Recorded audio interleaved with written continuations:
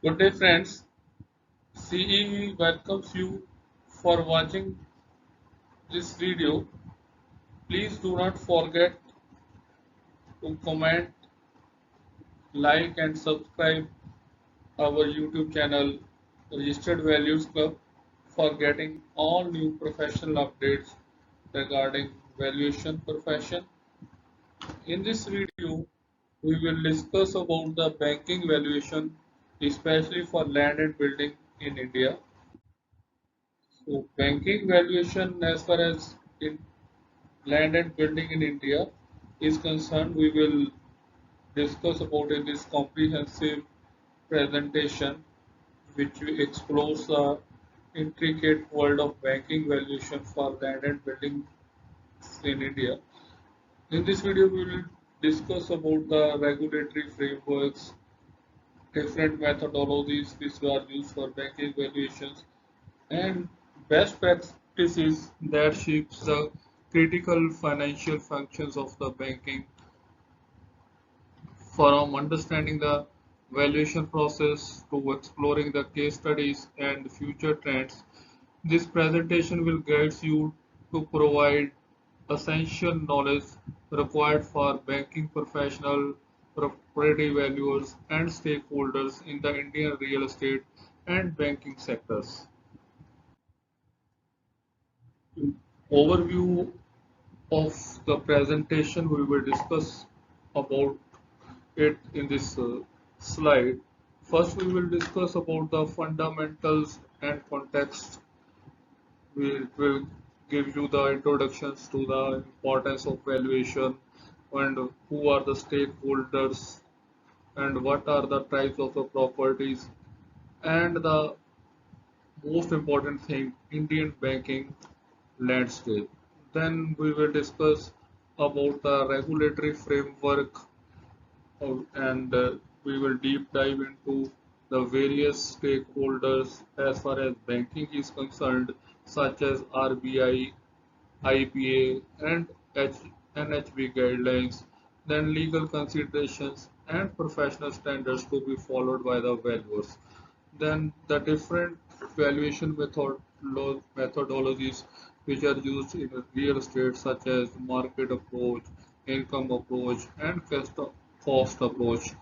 And we will discuss some of the practical examples and practical applications of these approaches, and then we will take some case studies, then best practices as far as valuation methodology valuation is concerned, then we will discuss about technological trends and emerging challenges to the values.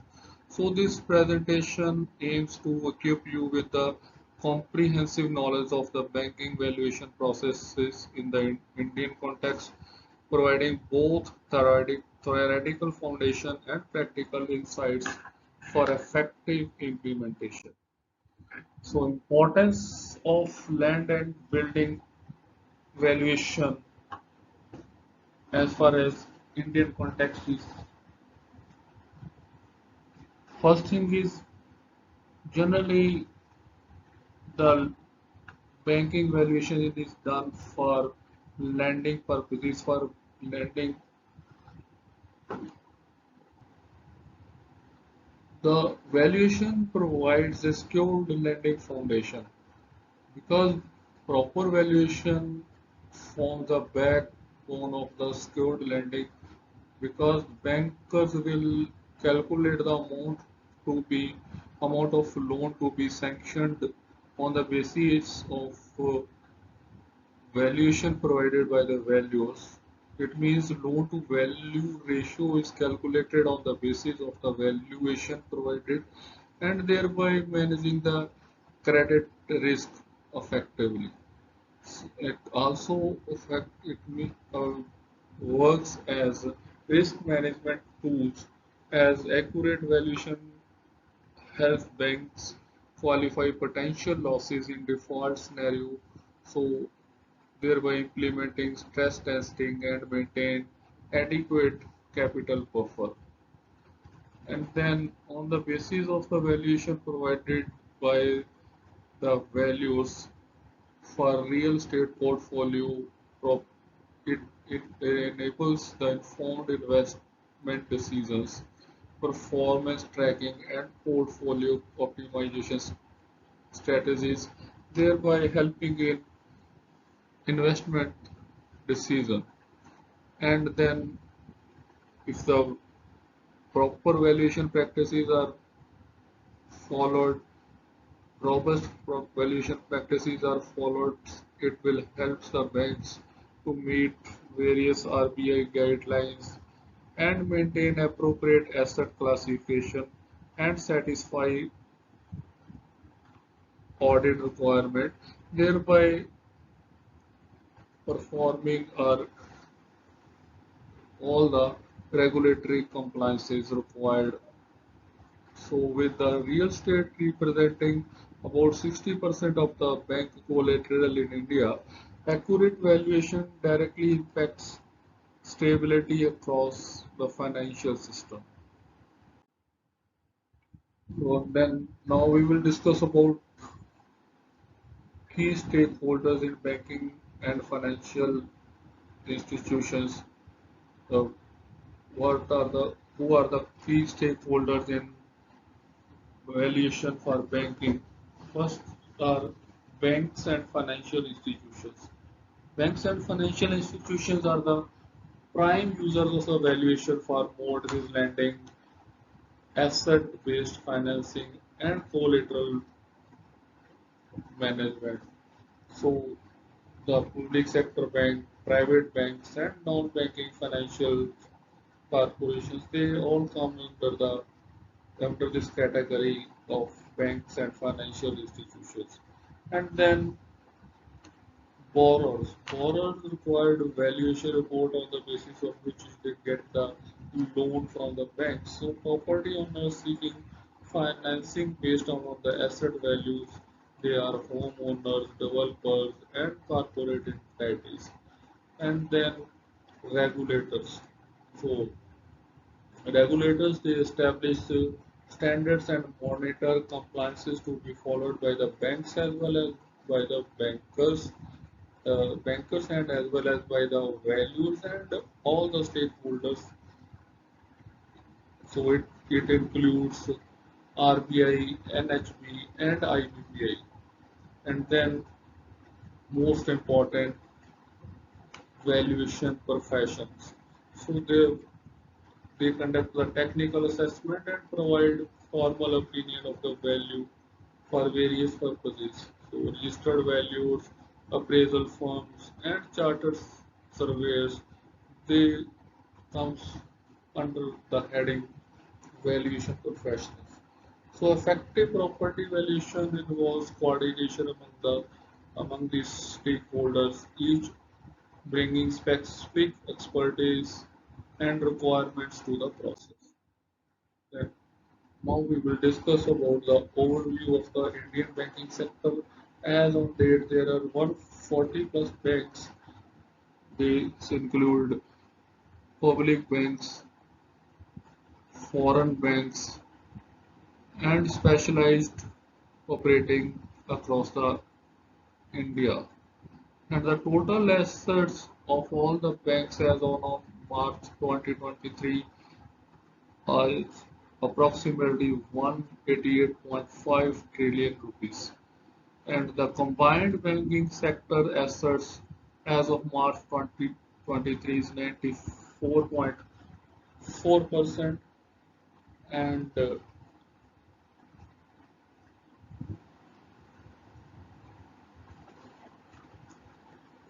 banks are growing at a rate of 12.7%. So India's banking sector forms a backbone of economy with real estate secured loans assuming for accumulating for approximately 60% of the lending of the Indian banking sectors.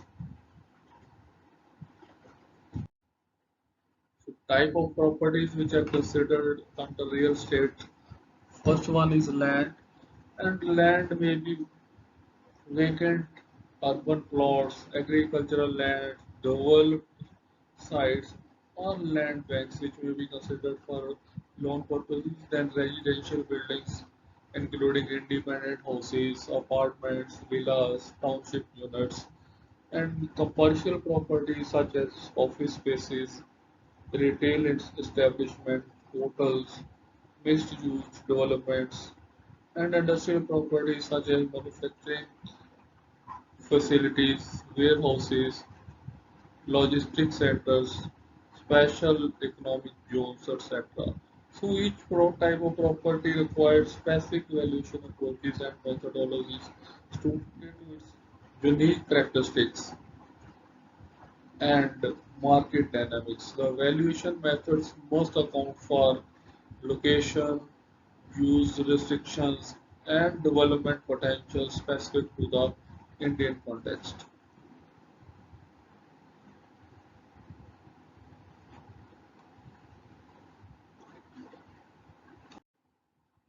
So current real estate market trends in different cities of India, such as Mumbai, Delhi, and NCR, Bangalore, Hyderabad, Pune, Chennai, and Tier 2 cities. So the Indian real estate market has shown remarkable resilience post-pandemic, with residential property prices rising by an average of 8.7 across major metros in 2023. Commercial real estate has rebounded strongly with the office absorption reaching 58.2 million square feet, approaching pre-pandemic levels. And the Tier 2 cities, they are also experiencing accelerated growth as remote work trends continues, creating more diversified valuation challenges. The affordable housing segment shows the highest transaction volume through the luxury properties demonstrate the fastest price appreciation. So regulatory framework, now we will discuss about the regulators who are in the field of land and building valuation. First one is RBI. So this is the primary regulator for banking sector valuations. Then Indian Banks Association IBBI. So it is an industry body of the bankers. They are providing standard guidance to the bankers for valuation purposes. Then National Housing Bank. So it is a regulator for housing finance companies. Then the most important under which the values are being registered as on today, it is Insolvency and Bankruptcy Board of India. It's oversees the registered valuer organizations and registered values. So India's regulatory framework for property valuation and banking combines multiple layers of oversight, creating a comprehensive system designed to ensure accuracy and consistency. The framework has evolved sufficiently since 2016 with increased emphasis on standardization and professional qualification for the valuer. These regulations aim to address historical challenges in the Indian market, including overvaluation, lack of transparency, and inconsistent methodologies that contributed to non-performing assets in the banking sector. So, basic aim of these regulators are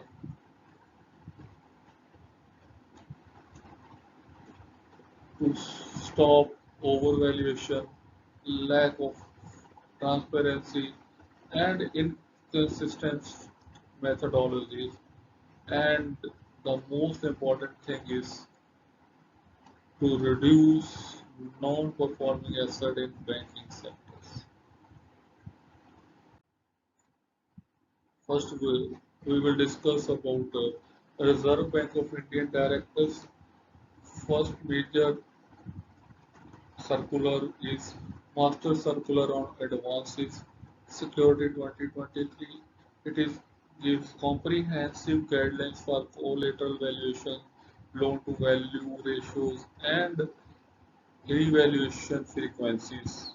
As far as banking valuation is required, then it gives asset qualification norms, it gives directive on how valuation impacts NPA classification, provisioning requirements, and stress testing. Then it gives details about how the values are to be impaneled on the basis of panel value circular, which gives requirements for banks to maintain approved list of qualified values with rational policies. Then resolution of stress asset framework. So guideline of valuation during restructuring, liquidation and asset recovery scenes. Next is IBBI guidance notes. It gives standard valuation reports, or we can say valuation formats or template, ensuring consistency across banks for residential, commercial and industrial properties. And it also gives details about the measurement standards, about how to calculate the carpet area, built-up area, super built-up area, specific to the Indian properties, and then gives guide. It acts as a guide for valuation methodologies.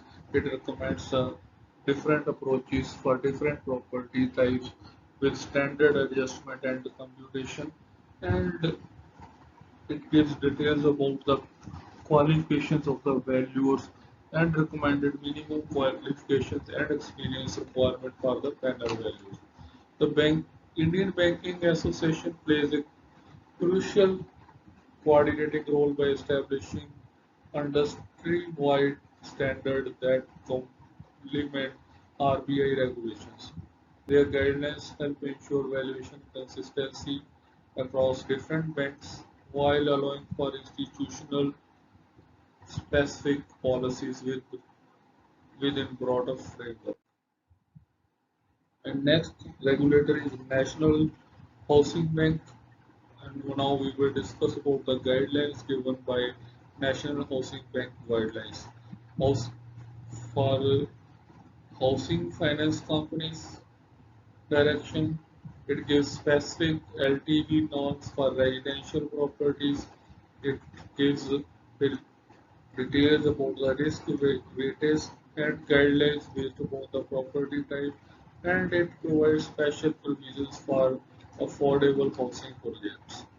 And then for residential property price index, NHB is providing residential property prices index through NHB Residex based upon the tracking of housing price trends.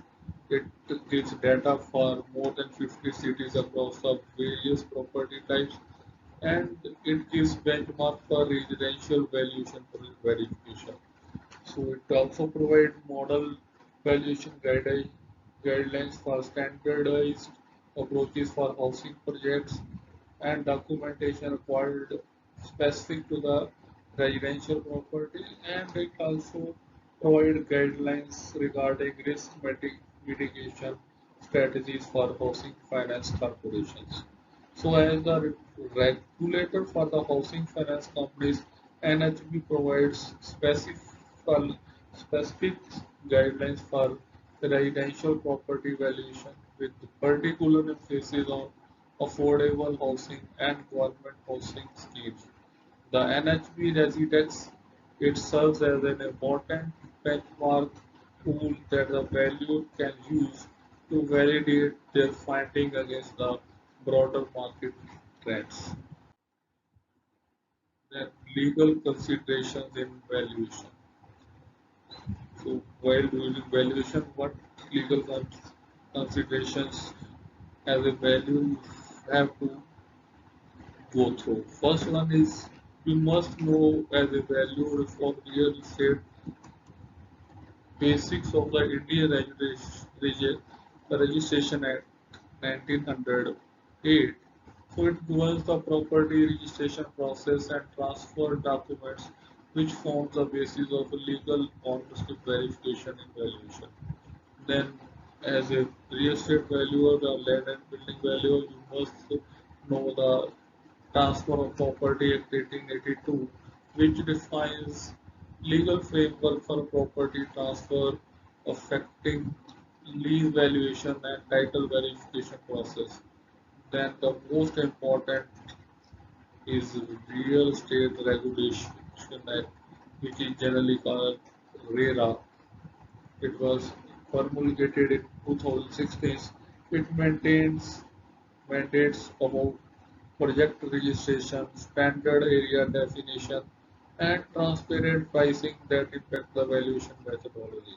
And then the most important, under which you are registered as a valuer, as a registered valuer under Companies Act 2013, under Section 247, it established a framework for registered values and valuation standard for corporate transactions. So the legal consideration forms a critical foundation for valid property valuation in India.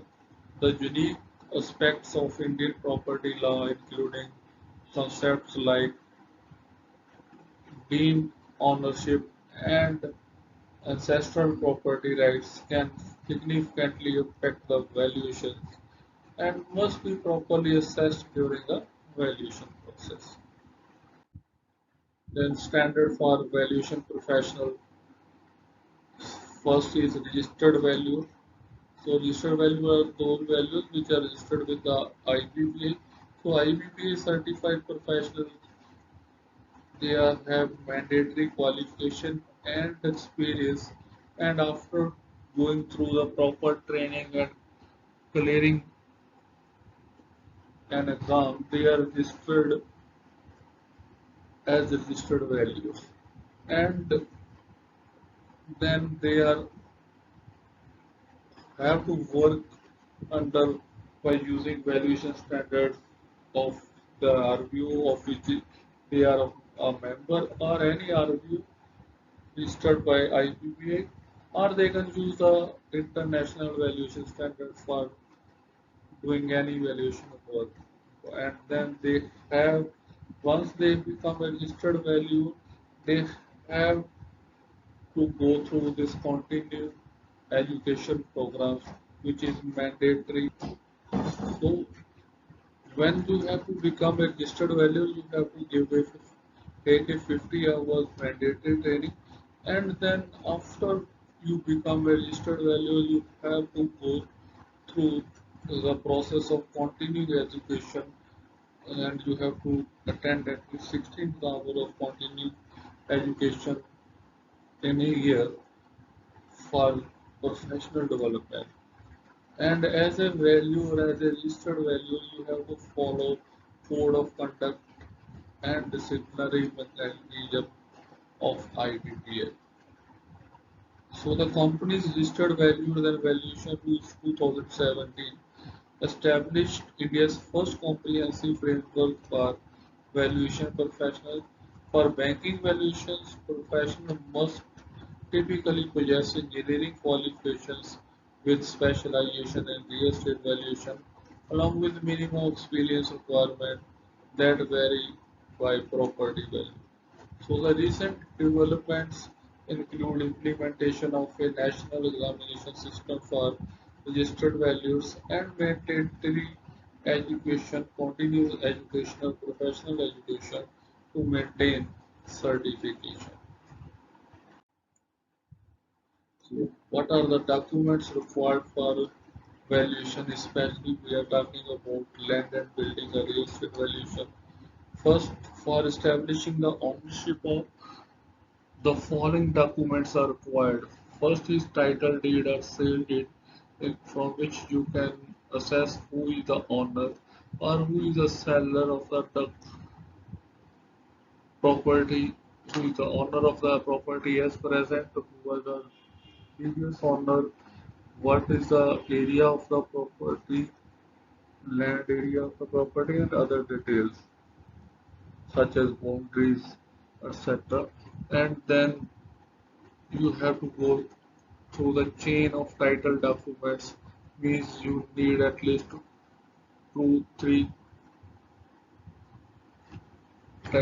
previous title deeds or sale deeds, or at least 13 years record is checked to find the previous ownership or any encumbrances on the property. Then, if there is no title deed or sale deed, it must have some gift deed if applicable, and you may have to check inheritance documents of the property required in case of the property is given as gift or given in it, some person has got the property through inheritance, then you have to check the inheritance documents. And in case if any power of attorney is relevant, you have to go through this power of attorney. So as far as the ownership document is to be checked, you may have to check any or all of these documents. Then about the property value information about, so as such there is a lot of information is itself provided in the title deed or sale deed. Then even then you have to check about the land records from the revenue department with the area patwari, about the customer number, survey numbers of the property, and the areas of and ownership of the property has to be checked with the concerned revenue department. Then you may have to check the building plans approved by the municipal corporations, which also contains site plans of the property. Then, if the property has got proposed plan approved from the concerned local authority, they may have issued completion certificate of the building when the build construction of the property has been completed. And then to uh, check all the details, you may have to go through property tax receipts and utility bill that will establish the occupancy of the property, that at present who is occupant of the property. Then for legal clearances, basically these are the things in which the value is not directly related, but you have to check these documents before doing the valuation. These documents are generally provided by the legal search person of the banks, such as incumbency certificate, which gives about that the status of the property has any encumbrances, etc., or if it is free from the encumbrance. Then change of land use, such as non for using a property if it is a proper agricultural property, then for using it for non-agricultural purposes, or if it is a residential property, if it is to be used for commercial property, then change of land use is required. Then of course occupancy certificate, and then if the property is in a RERA approved project, then you have to give RERA registration for the project. Then if the property is in a society, then especially in the case of apartment, then you have to check the NOC given by the society. Now, document verification forms a critical first step in the valuation process of real estate. So in the Indian context, this step is particularly important due to complexities in land ownership records, especially in rural and semi-urban areas where digitization may be incomplete. Valuers must exercise additional due diligence while examining documents from such regions. Next is Indian accounting standards which a valuer must know, especially the following a few which are required. First one is Indian Accounting Standard 16. It deals with property, plant, and equipment. So it how it affects the banking valuation. The cost model versus revaluation model choices. It gives cost model and revaluation model about the valuation of the property, plant, and equipment. Then for investment property, you have to go know, go through Indian Accounting Standard 40, which gives fair value disclosure requirements of the real estate. Then for impairment of assets, you have to go through Indian Accounting Standard 36, which gives the testing for value reduction triggers about the impaired assets. Then for fair value measurements, you have to go through Indian Accounting Standard 113, and which also provides hierarchy of valuation approaches. And then for inventories, etc., Indian Accounting Standard 2 is used for treatment of, this is mostly important for to be treated as treatment of dual properties. So the Indian accounting standards significantly influence how property valuations are recorded in financial statements.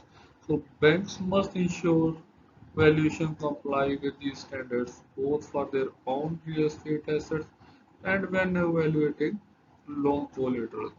This is especially important for listed banks and corporate borrowers who follow Indian accounting standards. Then the overview of the valuation process. First thing is engagement of valuers and then document review. So first thing is defining scope, purpose and review of legal document. So it is the purpose of evaluation which is most important. You must know for what purpose you are doing valuation and of what assets you are doing valuation. That means what is the scope of your valuation. And then first thing you have to go through, you have to review legal documents. And after that, once you are engaged, after you have gone through these three things: scope, purpose, and the reviews, the legal documents. First thing you have to go through is site inspection and area measurement. So you go to the site for physical assessment and then for documentation of characteristics and conditions at site, and then after that you have to go to the market for data collection and market analysis to know about the market value of the asset, then gathering comparable data and analyzing market trend. After getting all these data, then after analysis of the data and after checking all the things of the documents and then physical assessment, etc. After and for with the data already gathered, a value has to go through the valuation process by applying the appropriate methodologies to determine the value. And once this analysis is done, then the value has to present the valuation report in the proper format means documentation of the findings and quality ensured. Valuation process in India typically takes 5 to 12 days depending upon the property complexity, documentation available, and location.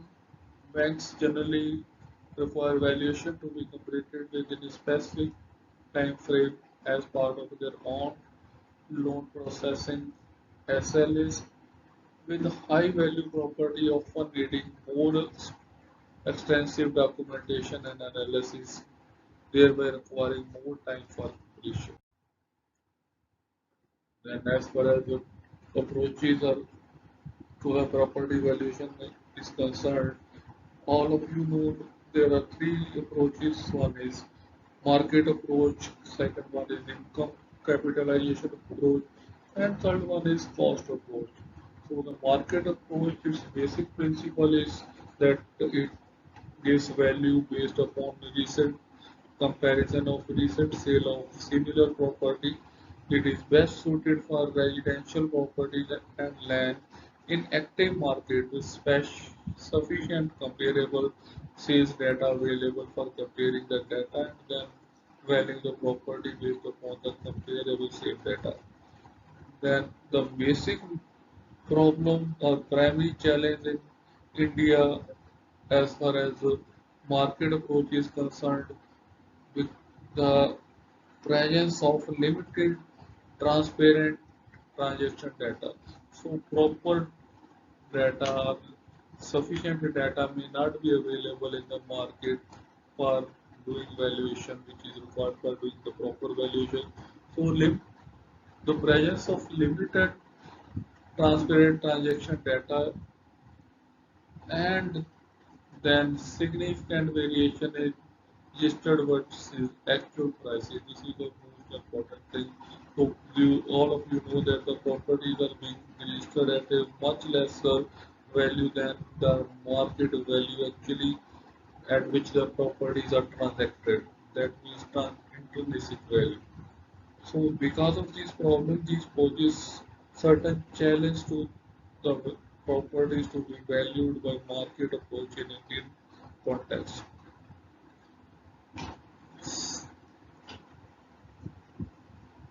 Second method is income capitalization approach. The basic principle of income approach is value which is derived from the property's income generation potential. So this approach is basically best suited for commercial properties, rental apartment buildings, and investment properties. The main challenge in India as far as income approach or income capitalization approach is concerned, the variation in the rental yield and informal rental arrangements affecting the income verification. Because in most of the cases, rent deeds are not registered only on oral basis. The rents are properties are being given on the rent, especially in the previous years. So because of non-availability of proper data in these conditions, these poses a certain challenges in India for doing valuation as far as income capitalization approach is concerned. So the next is cost approach. The cost approach, you know it, the principle of cost approach is that it value based upon land cost plus replacement cost of improvements less depreciation means in this case you have to calculate, first of all you have to calculate the land value of the land which is generally calculated by market approach, and then you have to calculate the depreciated replacement cost of construction, and then you have to add value of the land and the value of the construction. That will give you the value of the property based upon cost approach. So this method is best suited for new constructions, specialized properties, and markets with limited transactions. The basic challenge, a primary challenge in India as regard property cost approach is concerned, regional construction cost variation and accurate depreciation estimate. Because the problem is that it is very difficult to calculate the exact replacement rate of construction. And second, that is very important to calculate the exact depreciation because there are certain methods available for depreciation, and then you have to check which method you have to apply for calculating the most accurate depreciation in a particular case. So these are the three approaches we have discussed about the basics of these three approaches. You may have to use any of the method approach or all the three approaches or any two of them. So banks typically requires values to employ at least two approaches as a cost mechanism with the reconciliation of different value indications in the final report. The approaches selected must be appropriate for both property type and available market data. So first, we will discuss about the procedure of market approach, how this approach is used. So first of all, you have to identify the comparables which can be used for use in your valuation. So first you select 3 to 5 similar property which have been recently sold in the vicinity of the property of which you are doing valuation, especially in the same locality. And then you have to make certain adjustment record in the rate you have or the variable rates you have collected for doing valuation. You have to make certain adjustment at it to bring it at the level required. So adjustment for have to be done for differences in location, size, amenities, and timing, etc. So when the adjustment are done, then on the basis of the adjustment, you have to apply weightages, means assign importance of each comparable based upon the similarity, and then by calculating the total weightage to be given to a particular thing, you will have to determine the value based upon the weighted adjustment as discussed in the third part. So the market approach is considered the most direct valuation method reflecting actual buyer behavior in the marketplace in India. This approach works well in urban residential markets but faces challenges in commercial and specialized property where transactions are poor and often not publicly disclosed. So for effective implementations, values must understand local market dynamics and typical negotiation pattern to bridge the legal gap between the asking prices and the actual transitional values.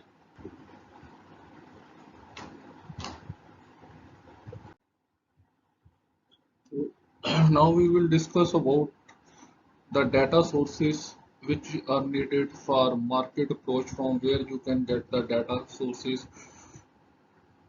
First, you can get the data sources from the sub registrar's office. Then you can get the data sources from the industrial sources from the real estate brokers, property dealers, etc., developers, site offices, and then you can get that information from the financial sources as NHB, REDX, or other sources, or you can take the data from the digital platforms such as property apps and other property soft apps which are available on the market. soft network, and mobile apps are also available from where you can get the data for market approach.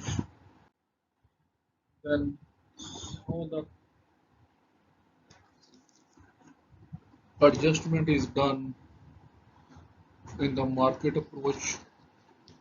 It depends upon various factors depending upon the situation to situation. For example, for location quality, we may have plus minus 5% to 25% adjustment impact trace. If it is a single road, single side plot, or if it is a corner plot, or if it is having a road on both the side, or if it is a park facing, or if it is a sea facing side. So depending upon that, you may apply 5 to 25% plus minus 5 to 25% impact or weightage. And for a property size, depending upon the size of the size of the property is larger than what you have chosen for comparable, then you will give weightage from plus minus 1% to 10%. So larger plots have generally have higher lower values as compared to the low smaller plots. And then the age criteria, depending upon the age of the infrastructure or improvement, there we may give weightage from plus minus 5 to 20% depending upon the age. If the age is higher, then it will be minus weightage, and if it is a age is lower, then it will be positive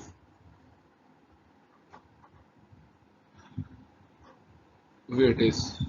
Then, depending upon the quality of amenities, we may have two plus minus 2 to 15% weightage. Poor qualities of amenities, and poor security features. Then pools, etc. If they are available or not available, depending upon them, you can apply the weightage from plus minus 2 to 15%. Then legal title status, if there are certain cases pending against the property, then it will have negative weightage, and if it is free from any type of encumbrances, then it will have positive weightage from plus minus. Okay, so it is varies from plus minus 5 to 30%. Then time of sale. So when you collect the data for market approach, so we choose the comparable which have been transacted within the short span of 6 months to 1 year. So for that we have to apply weightage. With this weightage may be 0.5 to 2% per month depending upon the situation. It may be positive or negative depending upon the market trends. So we have to check whether the market is appreciating or whether the market is depreciation. So these are certain some of the key factors which may be chosen for weightage in market approach. So the adjustment process requires both objective data and subjective judgment based on market knowledge. In the Indian context, factors like Vastu, compliance, traditional architectural principles can significantly impact property values in certain areas, requiring specialized local knowledge to make appropriate adjustments. The next approach which is used for banking valuation and it is in income capitalization approach. Now we will discuss some overview of the this approach. This approach is basically based upon two things. One is net operating income and other one is capitalization rate. So net income is gross potential income minus vacancy and operating expenses, and it is generally calculated on the annual basis for commercial properties or other properties for which we are using income capitalization approach. And the second thing which is important in capitalization approach, income capitalization approach is capitalization rate. So this expected rate of return, this is based upon the risk, location, quality of the property, and property type, and it generally ranges between 4 to 10% for prime Indian commercial property. And then we use the capitalization formula, which is net operating income divided by the capitalization rate, that gives you the capitalized value of the property. So it is basically based upon the future cash flows which are converted into the present value by using this formula. So for then to this value, you have to do certain adjustment for expected rent increases, particularly relevant in high growth urban market. So the income approach is particularly valuable for commercial property where value is closely tied to income generation potential. In the Indian market, this method requires careful validation, rental information, and operating expenses, as lease terms can vary significantly across different market segments. So, you see here, the capitalization rates in India varies by location, property quality, and tenant profile. So, premium properties with multinational tenants on long-term leases typically command lower cap rates due to their lower risk profile, and factors like lease tenure, escalation clause, and tenant credit quality must be carefully assessed in the Indian commercial market. So when applying this approach, the valuer must account for the unique aspect of Indian commercial leases, including security deposit, which is generally 6 to 12 month rent, and standard escalation clauses, usually 15% every 3 years. So see here, for prime property or the property which are having less risk of vacancy and other things, they have lower cap rate, and as the properties with higher risk, the cap rate is also higher. So the funda is that the cap rate is, as the cap rate increases, it will reduce the capitalized value of the property because it is in the formula. The formula is net income divided by cap rate. So higher the cap rate, the lower the capitalized value it will give. Then data collection for income methods, similarly as in the case of the market approach, here you also need the data. You can get the data from the current lease agreements, you can get the data from the rent roll documentation, historical occupancy rates, market rental surveys, or comparable property rentals, and then from where you can get the revenue data. For expense data, you can check the property tax assessments of the owner, maintenance cost reports, utility expenses, insurance premiums paid, property management fees, etc. From where you can get the expense data, and market parameters. So market parameters which are important for income approach are typical vacancy rate, market capitalization rate, expected rent growth, tenant retention patterns, and new supply pipelines, that how many new properties are being generated for rental purposes. So then in the Indian context, data collection for income approach often faces challenges due to absence of centralized rental databases and prevalence of cash transaction in certain market segments. So values must therefore rely upon the multiple sources and market intelligence networks to validate rental information. For property with no existing tenancy, estimating market rent requires careful analysis of comparable properties and current market conditions, with particular attention to the location-specific factors that rise rental values.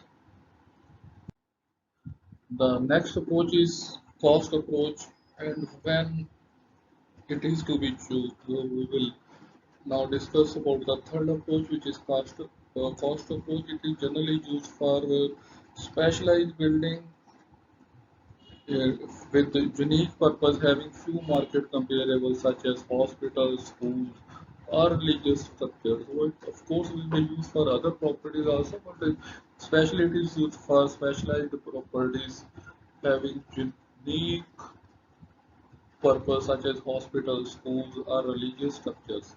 So it is also useful for in case of new construction where the properties are newly constructed, recently completed buildings where depreciation is minimal and construction costs are well documented. So because in the case of old buildings, it is very difficult to find the constructional costs, and then it may be used for industrial properties with manufacturing facilities and plants where value is closely tied to the cost of specialized infrastructure.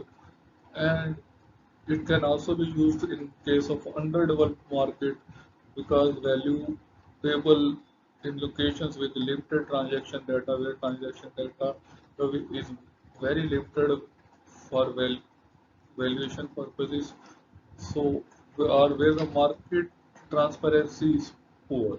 So, the cost approach serves as an important valuation method in the Indian market, particularly for the property types that seldom trade or in locations where transaction data is sparse or unreliable. So, this approach requires detailed knowledge of local construction practices, building codes, material costs, which can vary significantly across different regions of India. So, in in cost approach, first thing you have to estimate is the replacement cost of the structure. So, construction cost varies significantly based upon location, quality specification, building height. So in major metropolitan cities typically cost 15 to 30% higher than tier 2 cities due to higher labor cost and logistic factors. So these base rates must be adjusted for specific project features like foundation requirement, facades and MEP quality. For accurate replacement cost estimates, we generally take the values from the populist cost indices from organizations like CPWD or Public Work Department of the state and premier or supplement with the contractor quotations and quantity surveyor estimates. So this is how you can find out the you can estimate the replacement cost of the building for different cities. What you have to look for, that is the important thing for metropolitan cities. You have to take 50 to 30% higher than the tier 2 city. This point is to be taken care. So based cost approach is based upon two things. One is replacement cost and other is depreciation, of course. So depreciation in cost approach is very important. There are different types of depreciations which the value has to consider. First one is physical depreciation. So it is a loss in value due to wear and tear, deterioration and aging, etc. So it is calculated on the basis of age and life of the property. This is first method, which is straight line method, which is based upon the age and life of the method. And then there are many other approaches such as engineering breakdown approaches or your observed condition assessment or cost constant percentage method or sinking fund method. There are different methods of calculating the physical depreciation of the property. So, as in the case of Indian context, so in case of properties which are in the coastal and high humidity regions, the buildings depreciates more than the buildings situated in other regions. So we have to take certain factors regarding this also while calculating the physical depreciation of the building. Then the functional obsolescence, which value has to consider. Functional obsolescence is the loss in value due to outdated design or utility of the infrastructure or building.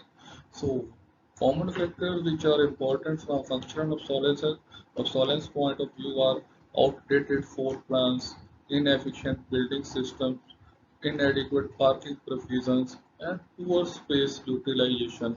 These factors affect the value of the property.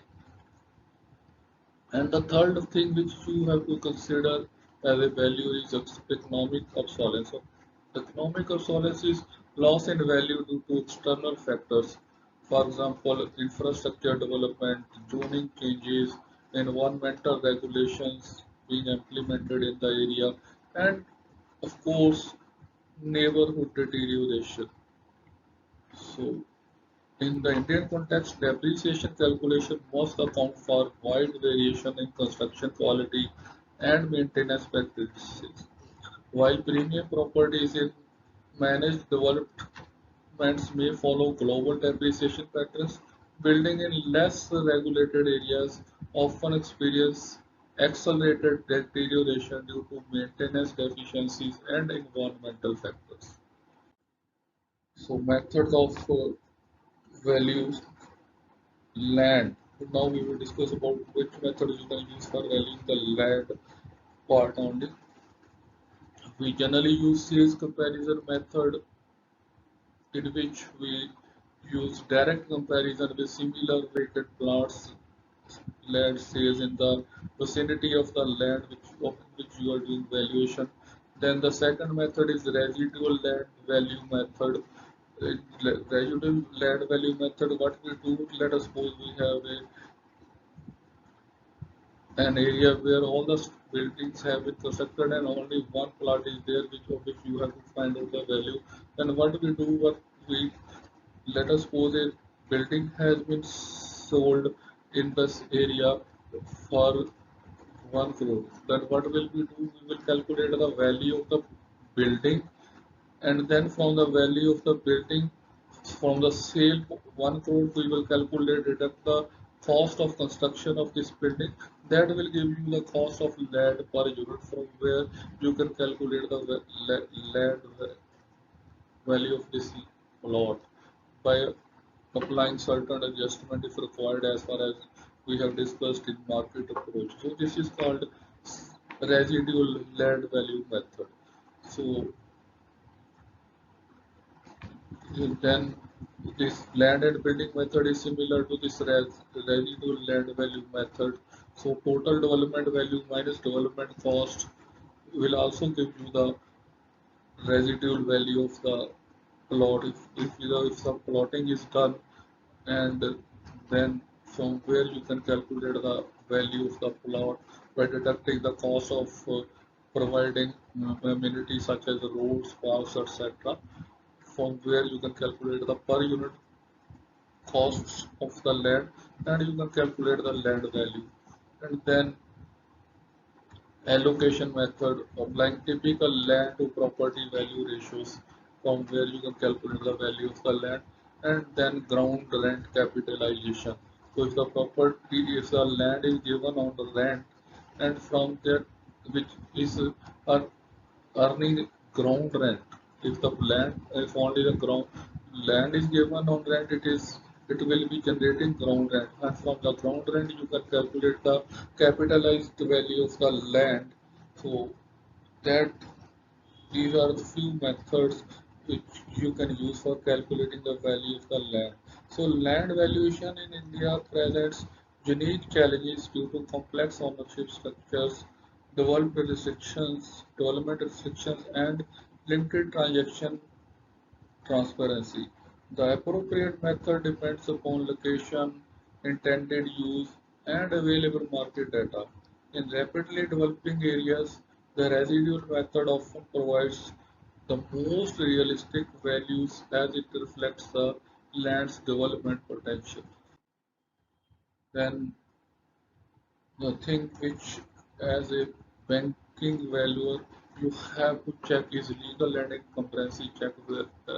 Basically, it is to be done by the legal advisor of legal search advisor of the bank. But before doing valuation, you have to go ask the bankers to provide the following documents for further checking so that you are able to do the correct valuation. First thing is you have to check the title search which is has been done by the legal advisor of the bank. So from where you can check the property ownership history through revenue records or registration documents and legal opinion spanning for at least 30 years. Then incumbency certificate it gives that whether the property is has having some incumbrance or not. So any l- liens, mortgages, attachments, or pending litigation affecting the properties, you can check from the encumbrance certificate. Then you can check the land records verifications from the survey numbers, boundaries, and land classification with the revenue department records. And of course, all these things are also checked by the legal advisor, and you can check his report, independent assessment, which has been given by the legal counsel regarding the marketability of the title and potential legal impediments, so as that you are able to give correct value of the property and do not have any court cases against you after you submit the valuation report. So to save yourself from the legal complications in future, you must check these documents. Now this is not your duty to produce such documents, but it is your duty to check the these documents so that you are able to find whether any of these deficiencies are there in the property so that you can do the valuation accordingly. So the legal valuation of is verification is particularly critical in India due to historical complexities in land records, multiple overlapping jurisdictions, and prevalence of family held properties with unclear successions. So values must ensure that all legal checks are thoroughly documented as they can significantly impact the marketability and value of the property. Then site visit protocol, how you have to carry out the site visit. Before you visit the site, first you have to do the review of the documents regarding the property, maps, plans, previous reports if they available, and preparation of site inspection checklist specific to the property type. So this is pre-visit preparation before visiting the site. And then when you go to the site, you have to do verification of the dimensions, built-up area calculations, and comparison with the approved plan and documents which have been given by the owner or the banks, that you have to compare all these things are matching or not. Then you have to do comprehensive photography of the interior and exterior of the building of of including all defects, boundaries, and neighborhood context. And then you have to check the condition of the property, condition of the structure standing there, finishing, services, and identification of maintenance issues of if any or defects if any in the building which you can check with naked eye. And then after doing all these things, you have to do local analysis. So you have to check the assessment of neighborhood characteristics, infrastructure, amenities available in the area, and environmental factors in the area. So site visits are mandatory for all banking valuation in India, with RBI regulations requiring physical inspection by qualified valuers only. The inspection must be thoroughly documented with the date stamped photograph and detailed notes or support of valuation conclusions and serve as an evidence in case of future disputes.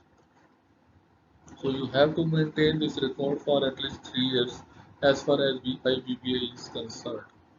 And even for the banking also you have to maintain the record so that you are able to make it as an evidence in case of any future dispute.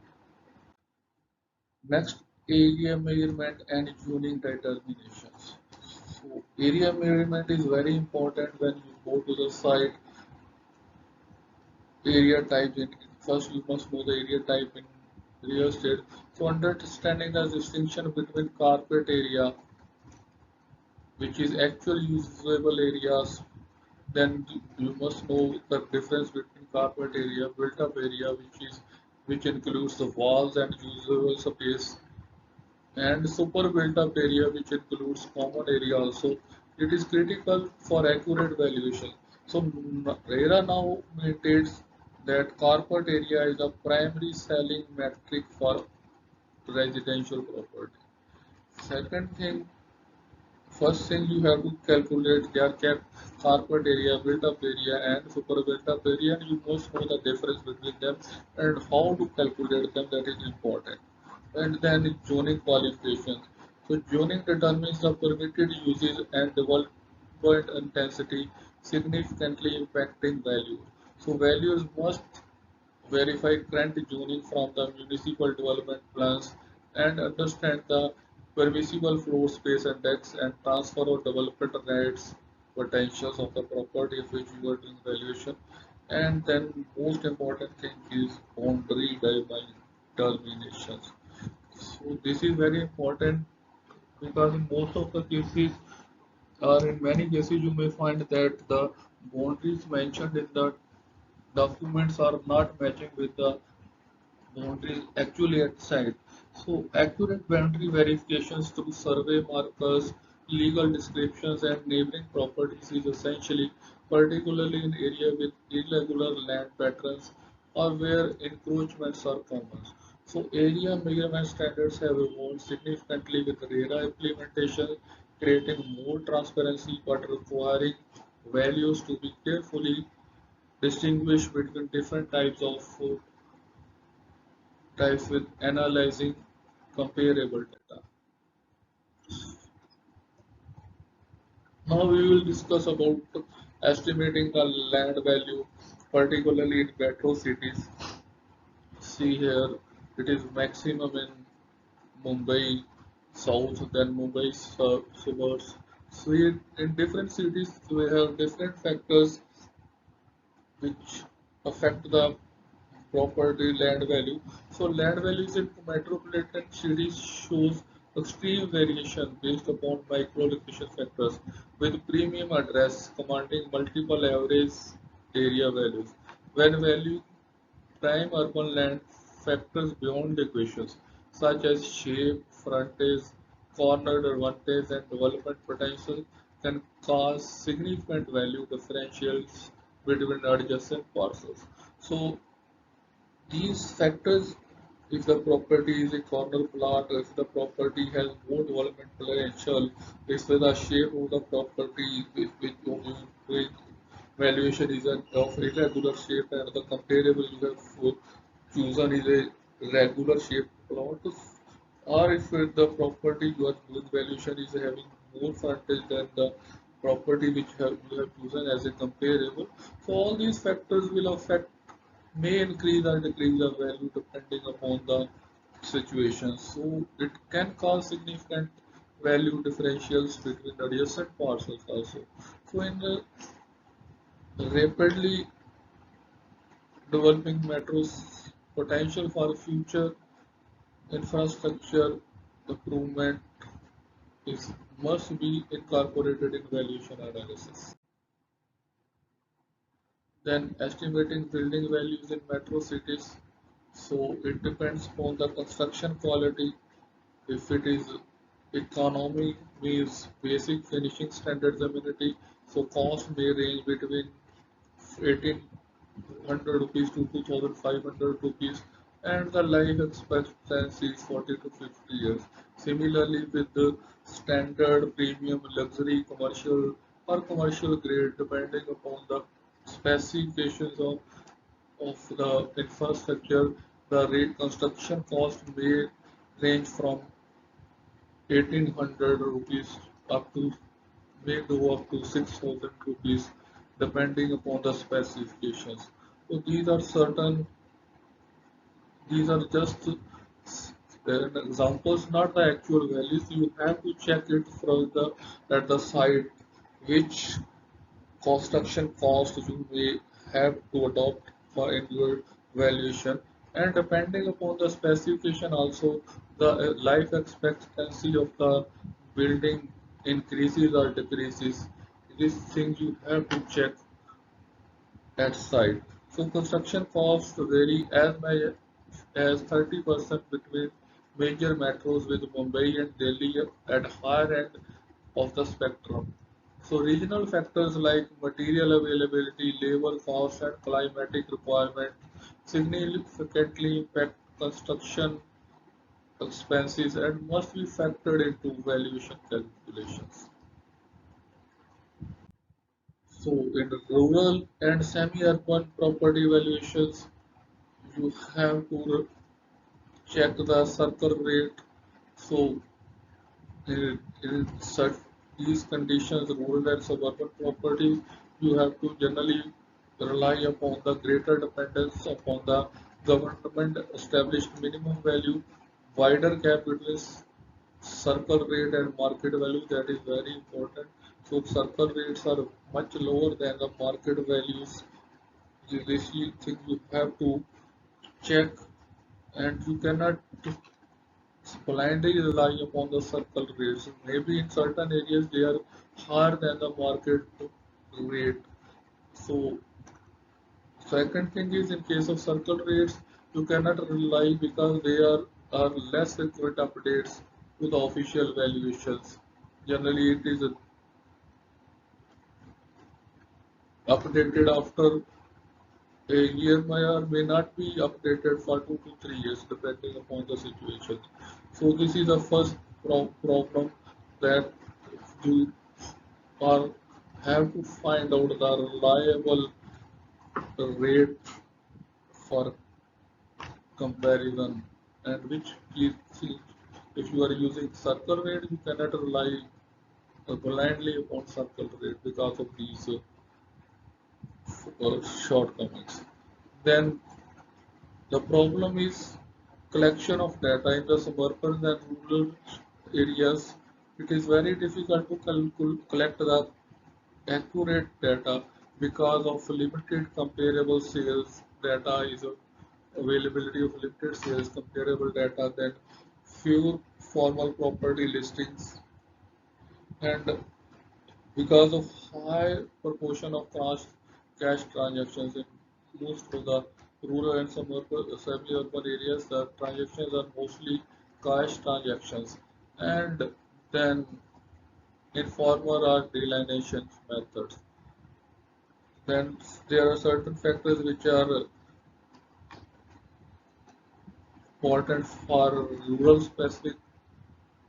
point of view. Certain factors are rural specific factors, such as when you have to change the agricultural land to have to convert agricultural land into commercial or residential properties, and then local infrastructural deficiencies or development corridor proximity, access to the water sources and irrigation, etc. These factors also affect the value for banking purposes, and then modified approaches. So you have to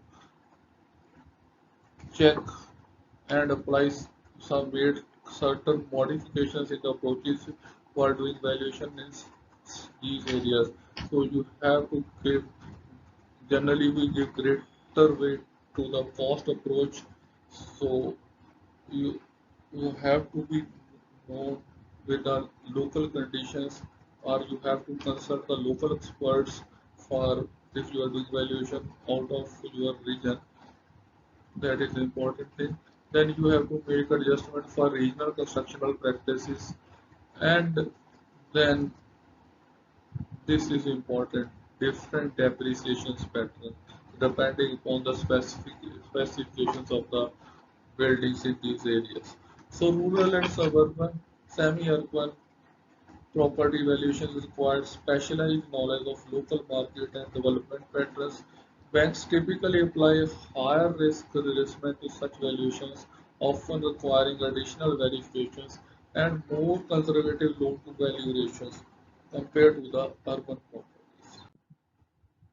So, bank-specific valuation guidelines, certain guidelines which are given by the banks. First, we will discuss about the guidelines given by State Bank of India. They have a panel of values and which are bundled for 3 years, and after 3 years they you have to again apply for the empanelment. So if the in case of properties with a higher value over 5 crore, it requires two independent valuation, and if the property value is more than 50 crore, it requires three valuations from different panel values. And they have a standardized format for for providing the valuation report to the bank with the mandatory supporting documents including geotagged photographs and detailed area statements.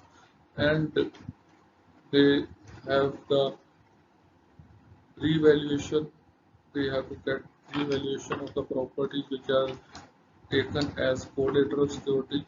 So annual revaluation of commercial property, see here, commercial properties valuation is revalued of annually.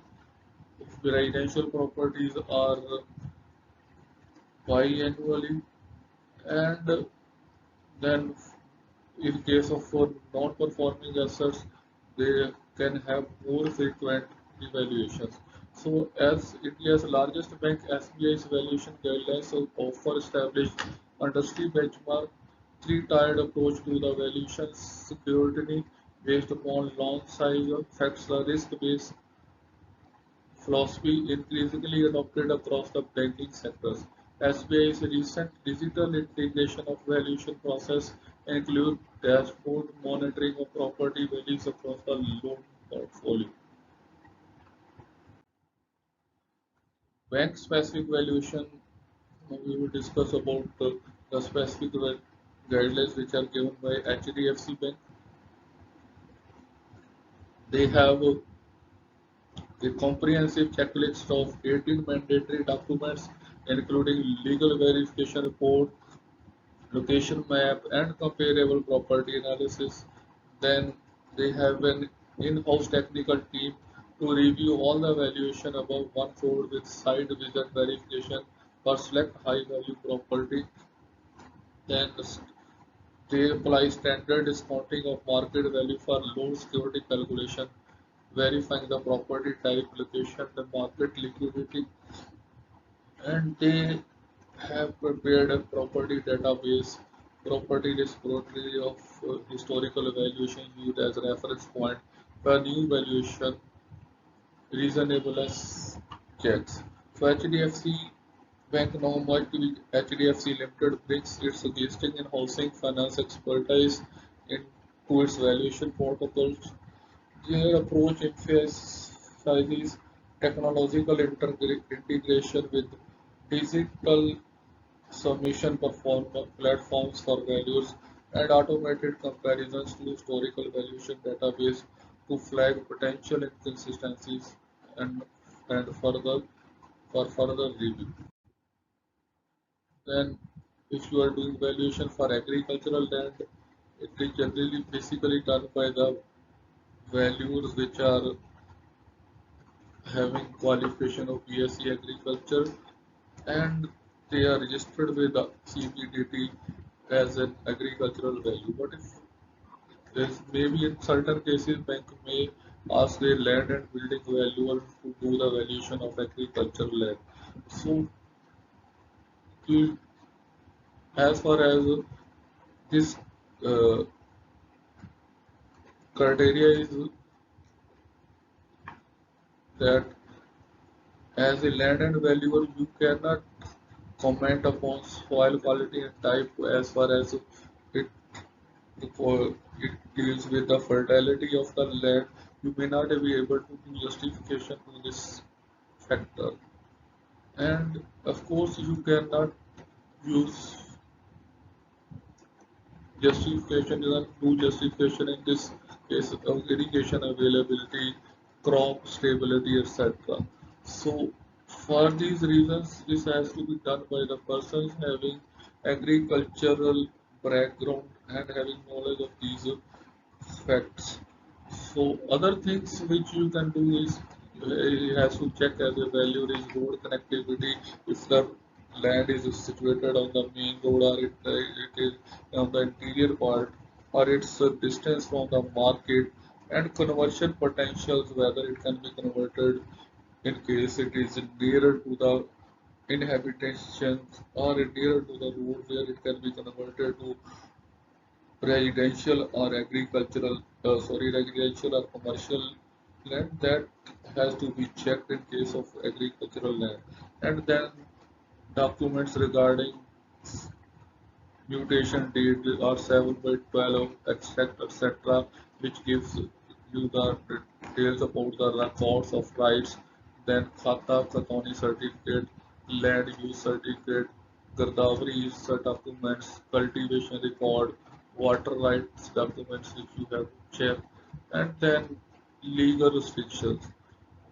Maybe that there are certain other restrictions which are state-specific agricultural land ceiling and restriction on ownership by non-agriculturalists, tribal area protections, land conversion regulations, tenancy and the sharecropping laws.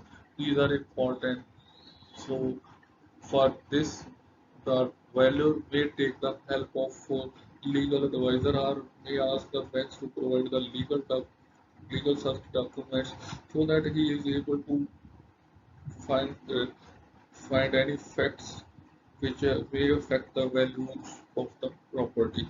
So agricultural land in India must navigate complex legal frameworks that vary from state to state with restriction on both ownership and use. Banking valuers must determine whether the land is being valued purely for agricultural use or for its further development potentials which can create dramatic difference in the valuation future. So revenue records are particularly critical for agricultural land, but these often exist in regional language and may not be digitized, requiring specialized knowledge to interpret correctly. Then income approach for leasehold property. How can you calculate the value of a leasehold property? First of all, first you have to analyze the lease documents. So detailed review of the lease terms, tenant quality and stability of income status. You can check from the lease documents.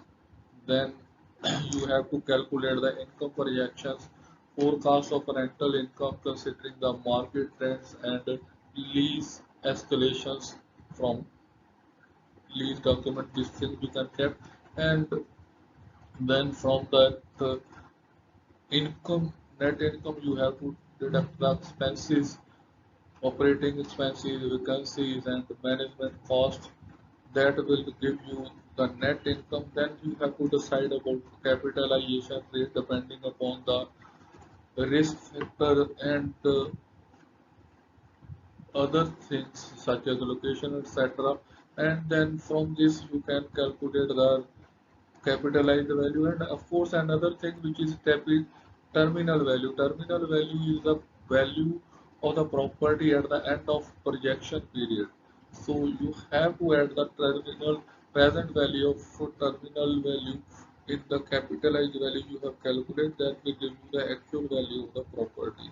So terminal value of the property is value at the end of the projection period. So let us suppose you have 20 years projection period or 30 years projection period, and after that at the end of 30 years you have to calculate the value beyond 30 years, that is called terminal value. So for leased commercial properties, the discounted cash flow method provides most comprehensive valuation approach. This involves projecting the property's income stream over a typical period, 5 to 10 years, and discounting it to the present value using an appropriate discount rate, typically 2 to 5% above the risk-free rate in India. So key consideration including tenant credit quality, particularly important in Indian market where tenant default risk varies significantly. Lease security deposits typically 6 to 12 months in India, and standard escalation clause 15 to 20% after every 3 years. Then if you have to do the valuation of under construction first project, so for under construction projects, the valuation is done at the stages. First, it is done when the at the start you have to calculate the land value plus project potential based upon the plan and approvals. Means you have to estimate the cost of construction of the project, that is initial stage valuation, means land value plus estimate of the future construction cost. Then you have to do market adjustment analysis. So valuation of changing market conditions while affecting the final project value, means you have to carry out market adjust analysis. And then you have to check construct give valuation as the construction progresses.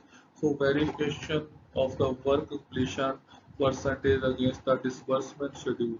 So at various stages the banks require construction procedures, yeah, progress assessment. So for example at the plinth level, at the superstructure level, at the finishing levels, the value have to give construction project progress assessment, and then the value have to carry completion risk assessment also.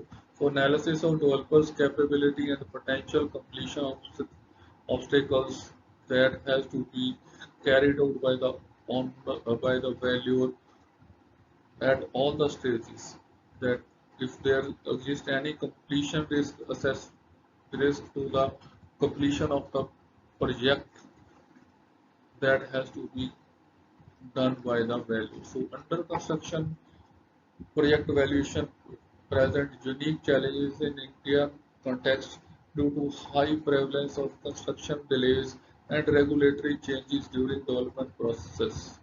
Banks typically apply significant risk adjustment to such valuations, with the loan disbursement strictly tied to constructional milestones verified through site inspections.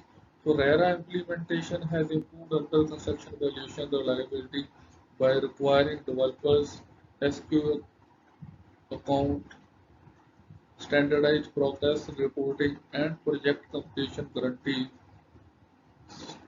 through the values must still be carefully assess the completion risk factors. Then what are the government valuation data sources from which you can get the data required for valuation? From circle rates or guidance values which are given by the state revenue department. These are generally used for stamp duty purposes, and they are generally updated after 1 to 3 years depending upon the state, and they are often 20 to 40% below actual market price. So there are certain states which are publishing ready reckoner rates such as Maharashtra, and some other states they are providing steady national rates for the properties. They have more detailed than the basic rates, and they include adjustment for property attributes, and they are used for various tax calculations, but they are not available for all the states, only certain states such as Maharashtra and other states. And then you can get the data from the more municipal property tax assessment. So from the in the case of municipally property tax assessment reports, you can get the values determined for various tax purposes such as for housing, house tax purposes or property tax purposes. They are generally based upon rental or value or potential value of the property, and they significantly vary from assessment methodologies. Different states have their own method of calculating the municipal tax, so they are more conservative than the more market values. Then you can get many of the properties are acquired by the government, and from the basis of acquisition rates you can calculate the you can assess the land valuation, such as compensation values for land acquisition. It often includes salation and other premiums which you have to neglect while doing valuation for other purposes other than acquisition. You can establish value benchmark in certain areas, and they are publicly available through right to information. So government valuation sources provide important baseline data for values, though they typically represent the lower bound market values. In areas with limited transaction data, these official values gain greater importance through prudent values. The prudent values apply appropriate market adjustment factors based upon the local knowledge. Then influencing factors, some of the factors which affect the valuation such as location and infrastructure, etc. So, if the first thing is public transportation, if the public transportation is available within 500 meters of metro station, they command 15 to 25% premium. So, new metro lines announcement typically drive 10 to 20% value increase within 1 kilometer corridor before construction begins. So if the public transportation is available, it may increase the value from 10 to 25%. Then availability of road connectivity. So if the primary road frontage buildings, they adds 20 to 30% value as compared to the interior plots. Then highway expansions and new ring roads, they create significant value corridors with diminishing impact as distance increases. Then availability of social infrastructure. So proximity to the quality schools within 2 kilometers, it increases the value by 8 to 12% for residential property. Similarly, availability of healthcare facilities, the retail centers, and entertainment venues, they create value clusters with 5 to 15% impact. Then utilities and services. So if with reliable water supply, consistent power supply, and high-speed internet access, they are becoming increasingly official value drivers, particularly in tier 2 cities where infrastructure quality varies significantly. So infrastructure quality and accessibility represent dominant value drivers across all Indian property markets. The dramatic variance in infrastructure quality between areas creates significant value differentiation even with the same localities. So values must document infrastructure factors and quality, quantify their impact through comparative analysis. Then impact of RERA on valuation. So RERA 2016 has brought a well new things in the valuation with enhanced transparency. So it provides enhanced transparency. Pre-RERA challenge, so before the advancement of RERA, there was limited access to the project approvals and specifications. And now, with the advent of RERA, it has made mandatory disclosure of approvals, specifications, and encumbrances on public portals. So it has given the values benefit of more accurate assessment of property attributes and legal status. So another thing which RERA has added is standard area definition. So before the advent of RERA, inconsistent area calculations was creating valuation ambiguity. With the RERA coming into pictures, it has made mandatory the use of carpet area for all transactions and thereby providing more consistent comparable data for analysis to the values.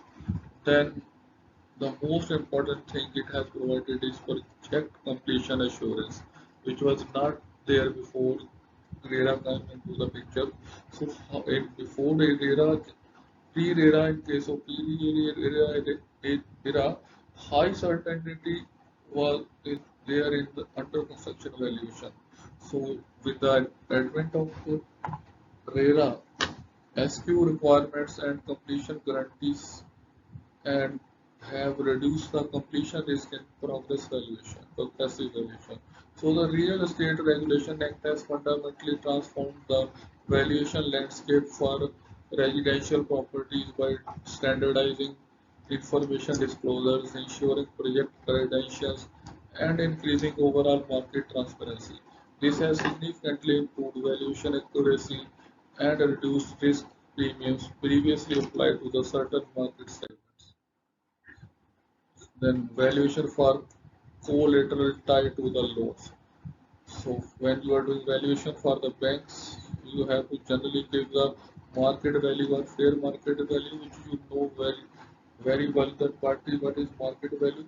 Then you include the you have to provide realizable value. So realizable value, this is mark the expected value with reasonable marketing period. That is the value you have to give. So certain banks have given certain rules, as in the case of PNB and other banks, they have taken this value as 85% of the market value as realizable value. But you have to check it from condition to condition or from situation to situation. And then the bank may ask you to provide distress sale value, that is the expected value in case of forced sale scenario that you may have to provide as per the banking format. And in when case of any NPA accounts, if you are doing, if you are empaneled with the bank, you may have to give the liquidation value of the property, that is a minimum recovery under auction conditions, minimum recovery value under auction conditions. So for lending purposes, banking typically applies a security margin to the market value to arrive at lending value. These haircuts may vary by property type, location, typically ranging from 25 to 35, 30% for residential property in prime locations, while 40 to 50% for specialized commercial property or properties in less liquid markets. So RBI guidelines requires banks to consider realizable value rather than the market value while determining the provisions requirement for non-performing assets, with valuation updates at minimum annually for such properties.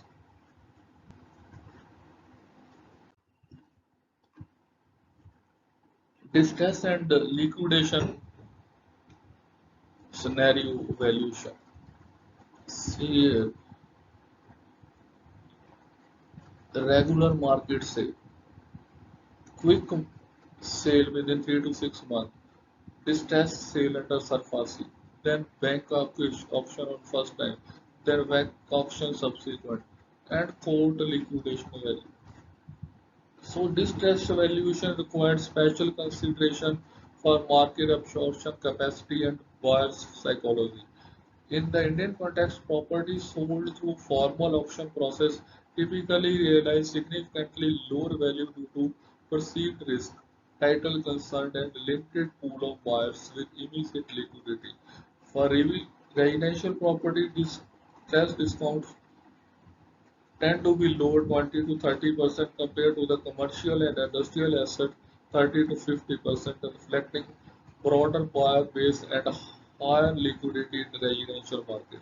So values must document their distress value assumptions with comparable distress sale evidence wherever and whenever it is possible. Then what are the different problems or red flags in the valuation reports? So first thing is the problem is when you are doing valuation, it vary significantly higher than the government guidelines rates or the previous valuations without subsequent substantial justification.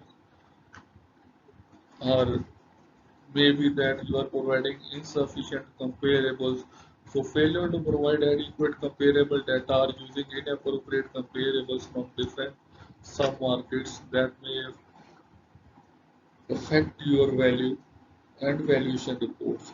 And the most important thing, many times the values are not visiting site or they are not collecting the inside data required for proper valuation. So inadequate site inspection or inadequate data collections or checking at site. So limited or poor quality site photographs, missing critical angles, or insufficient documentation of the property conditions. Then document discrepancies. So there may be that there are many inconsistencies between area measurements at site, boundaries at site, and actual at site, and with the which are not matching with the documents provided. So these leads to document discrepancies and unrealistic timeline. Extremely short time frame between engagement and report submission for complex properties are also causing problems in valuation reports. So multiple banking frauds causes in India have involved property valuation manipulations. So bank increasingly implement multi-tier verification process for high value properties, including independent valuation reviews and site re-inspections by separate teams to mitigate collusion risks. So step by step valuation process for residential property, for example. So let us suppose you are doing the valuation of a three-bedroom apartment in Andheri, West Mumbai. So it is a 1200 square feet carpet area. It is 12-year-old building with good amenities and it is situated on the 8th floor. Then you have to collect the comparable data. So as a value, let us suppose you have collected five recent sales in the same neighborhood ranging from, and you find the value varies from 2.1 crore to 2.5 crore for similar size property. And then you have to apply adjustment weightages for adjustment for floor level minus 5%, for age difference minus 3%, amenities plus 2%, and size difference minus 2%. So from here you calculate the total adjustment to be done depending upon the data collected. Then we have to arrive at the final reconciliation value which comes out to be 2.25 crore, means approximately 12,000 per square feet of carpet area. So this is just a sample case of how you can determine the value of a residential apartment in a metro city. So this case demonstrates the market approach applied to the residential property in an active market with sufficient comparable data available. The process including verification of comparable sales through broker interviews and property registration data with appropriate adjustment for property specific factors. The final value conclusion was cross-checked against the income approach based upon rental potential of rupees 85,000 monthly with 3.5% capitalization rate, which indicated a value of 2.19 crore, providing reasonable alignment between the approaches.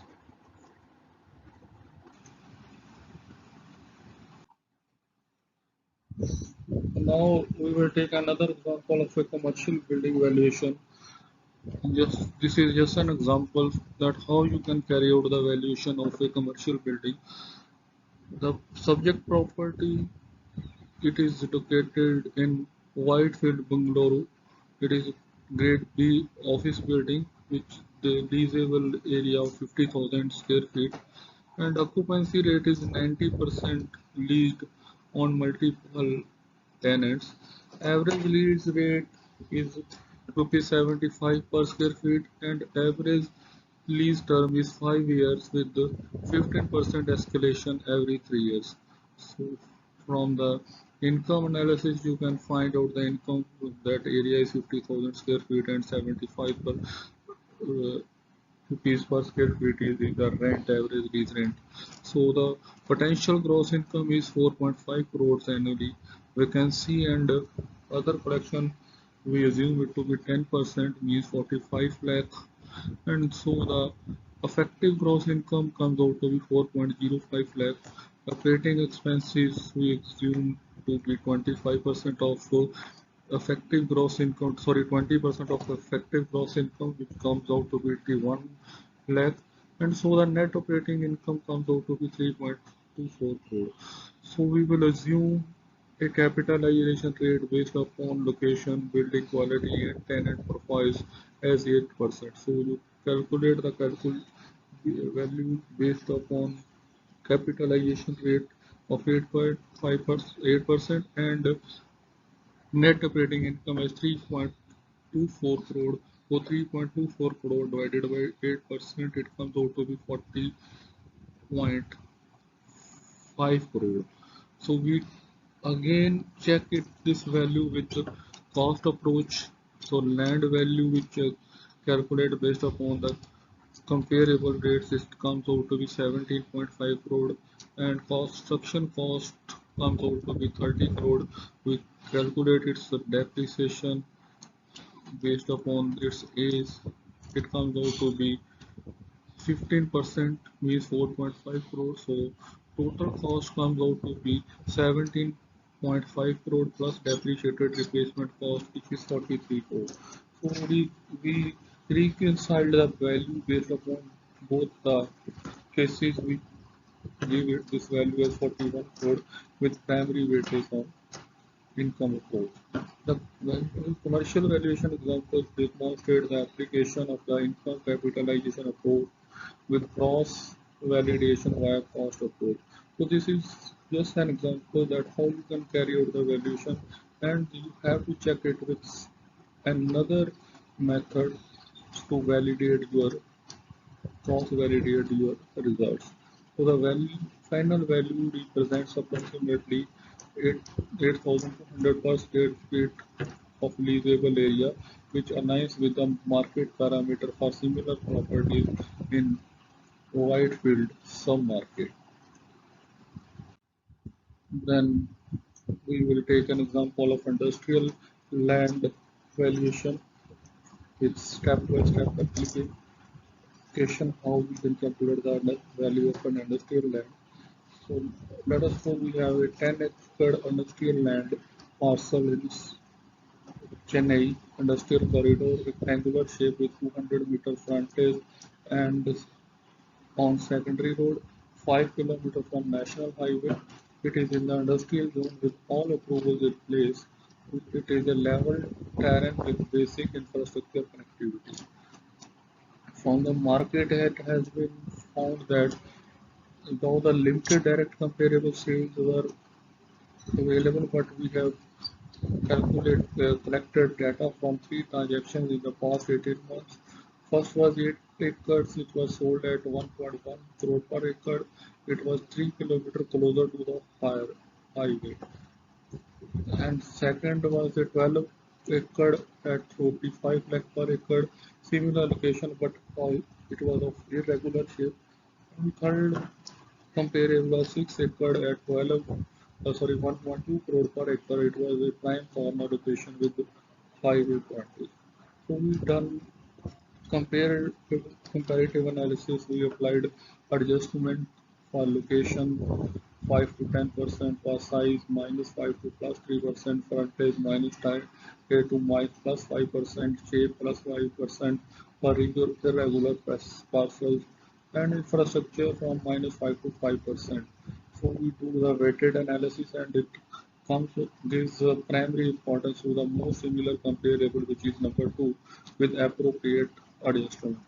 So from these comparative analysis, we find the final value at rupees 95 lakh per acre. So total value comes out to be 9.5 crore.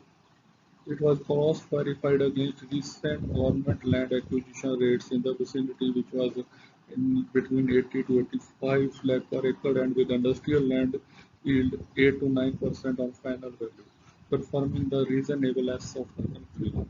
So this is just an example of how you can find out the value of an industrial land. So the industrial land valuation demonstrates the challenges of limited comparable data and the need to make significant adjustments based on property characteristics. The valuation incorporated both quantitative analysis and qualitative factors, including development potentials and infrastructure accessibility. So if you are doing valuation for bank, then are we will be discussing a collateral valuation for a large loan. So the data is that borrower is a major real estate developer and the loan amount is 850 crores. Purpose is mixed use development, and they have collateral security as land parcel of 150 acres. It is located on the outskirts of a major metro.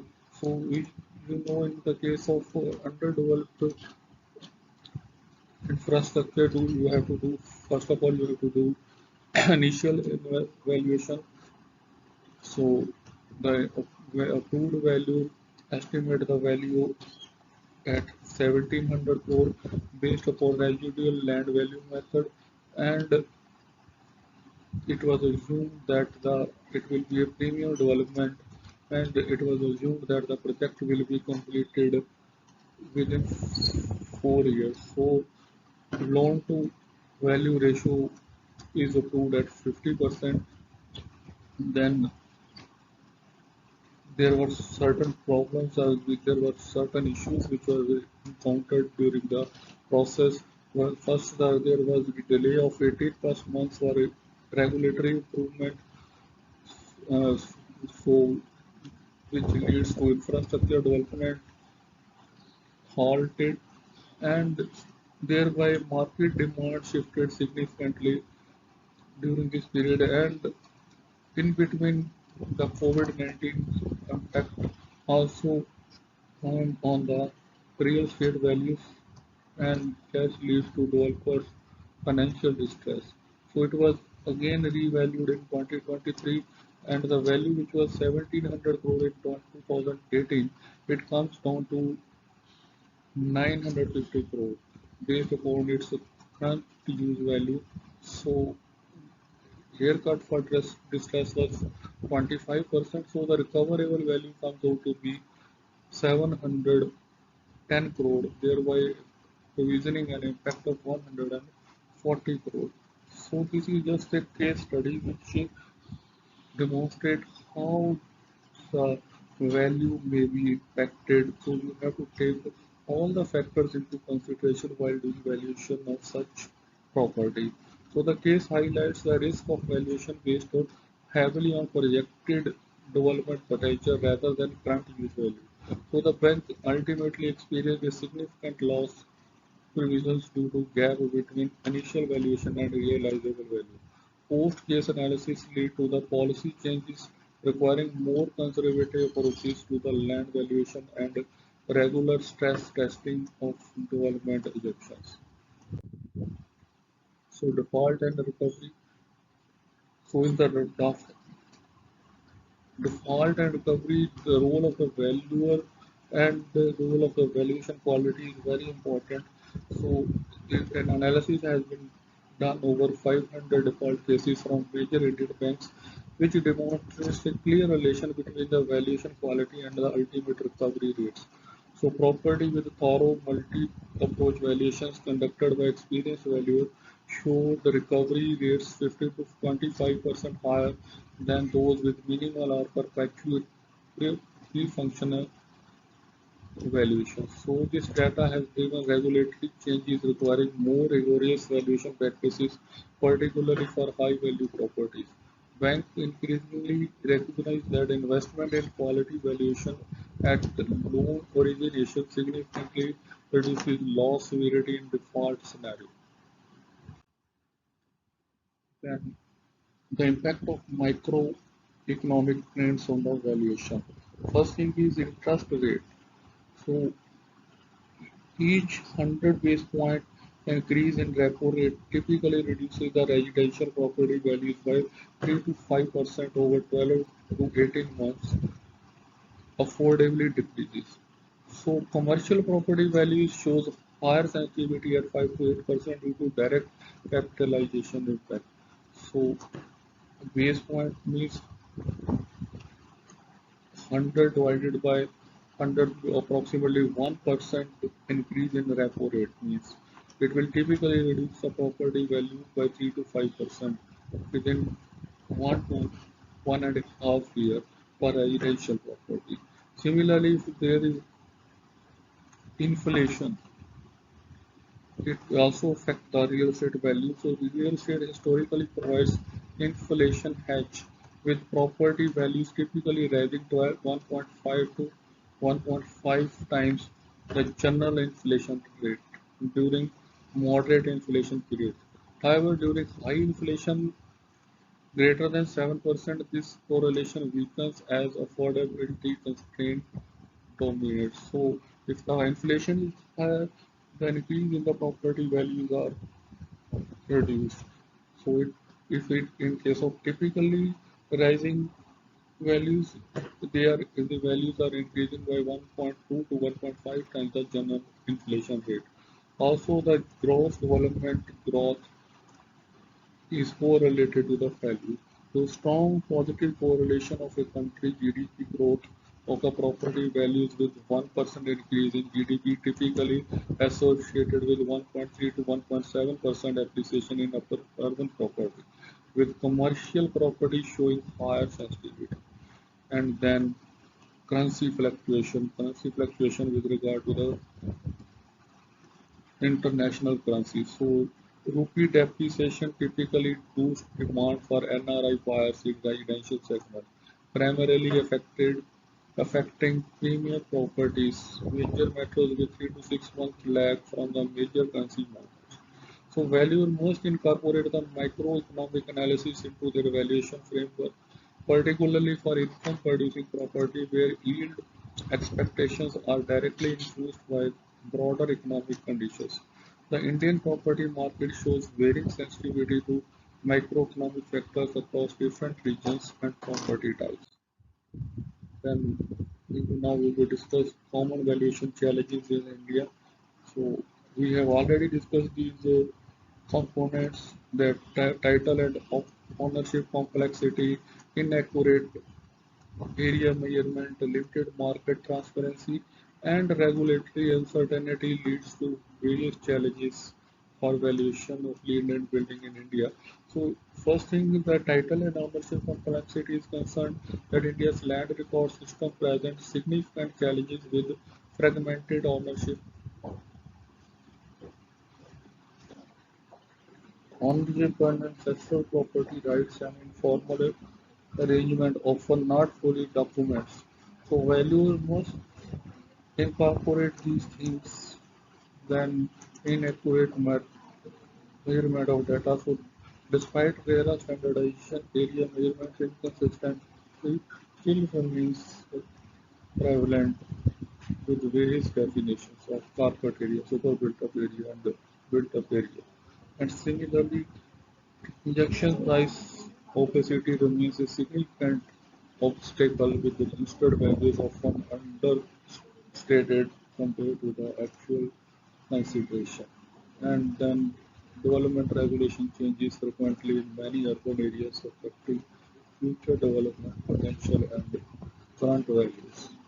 So overlapping jurisdiction of multiple authorities, municipal development authority, pollution control board, create compliance, complexity and retrospective policy changes can significantly impact established valuation. So this is all for this bank valuation. Thank you. Have a nice day.